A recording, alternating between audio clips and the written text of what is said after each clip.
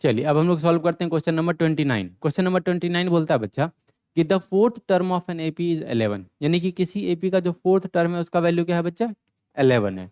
बोला the sum of the fifth and seventh term of this AP is 34, और उस दिए गए एपी का फिफ्थ और सेवंथ टर्म का वैल्यू कितना है बच्चा, 34 है। तो हमको क्या बताना है, कॉमन डिफरेंस बताना है। तो हम लोग स्टेटमेंट लिखेंगे बच्चा कि let a be the first term of the AP and d be their common difference, और फिर हम लोग बच्चा इस क्वेश्चन को सॉल्व करने का प्रयास करते हैं। देखिए बोला फोर्थ टर्म का वैल्यू क्या है बच्चा, 11। फोर्थ टर्म का वैल्यू 11 मतलब T4 का वैल्यू क्या है, 11। अच्छा T4 मतलब क्या बच्चा, a plus N minus one, N का value 4 minus one into D, और ये किसके बराबर, 11 के बराबर। यानी कि a प्लस 4 माइनस वन 3, और 3 इंटू डी क्या बच्चा 3d, और ये किसके बराबर, 11 के बराबर। क्लियर है, इसको मान लेते हैं हम लोग इक्वेशन 1। आगे बोलता है सम फिफ्थ टर्म का और सेवंथ टर्म का। फिफ्थ टर्म का यानी कि क्या बच्चा T5 प्लस सेवंथ टर्म का मतलब T7, और इन दोनों का सम कितना है बच्चा 34। अब इस इक्वेशन को हम लोग सॉल्व करते हैं। T5 मतलब क्या बच्चा a plus 4d plus T7 क्या बच्चा a प्लस 6d, और ये किसके बराबर, 34 के बराबर।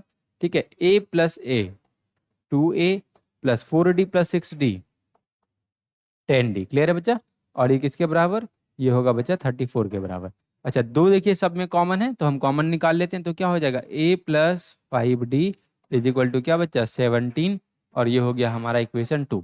इक्वेशन 1 है बच्चा हमारा, ये इक्वेशन 1 है हमारा a plus 3d is equal to 11, ये है इक्वेशन 1।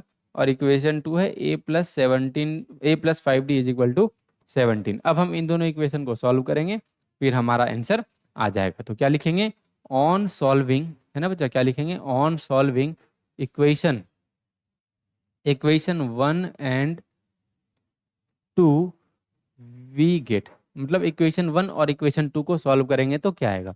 इक्वेशन 1 है बच्चा a plus 3d is equal to 11, और इक्वेशन 2 है बच्चा a plus 5d is equal to 17। देखिए माइनस कर देते हैं, तो यहाँ पर क्या हो जाएगा बच्चा, साइन चेंज करते हैं, ये प्लस था तो माइनस, ये प्लस था तो माइनस, ये भी प्लस था तो बच्चा क्या माइनस, प्लस से माइनस से कट गया, और 3d माइनस 5d क्या होगा माइनस 2d, और 11 और माइनस 17 ये किसके बराबर बच्चा, माइनस 6 के बराबर।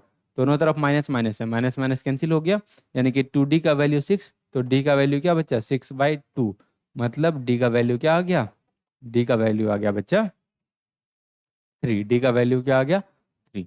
अगर हम लोग d का वैल्यू किसी इक्वेशन में पुट कर दें, ठीक है, तो कॉमन डिफरेंस निकल जाएगा, और वही हमसे पूछा कि आप क्या निकालिए, उसका कॉमन डिफरेंस निकालिए। तो इक्वेशन 1 में पुट करते हैं, तो बच्चा हम लिखेंगे ऑन पुटिंग, क्या on putting d is equal to क्या बच्चा 3 इन इक्वेशन 1 वी गेट, मतलब d का वैल्यू बच्चा हम लोग 3 पुट करेंगे किस में, इक्वेशन 1 में।